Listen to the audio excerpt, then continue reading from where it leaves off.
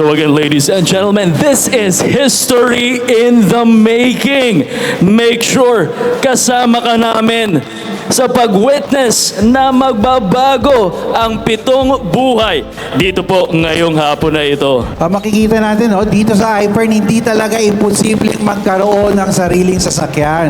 Okay, so yung first na i-unveil natin, nag-join siya January 2021, part-time supervisor at ngayon team builder sa iFern. Tawagin natin dito, Juliet Tangpus.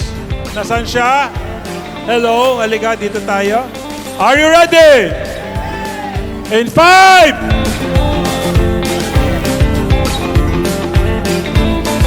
MG 5-core CVT. Million glow pala yung coach niya. Million Glow 5 Core.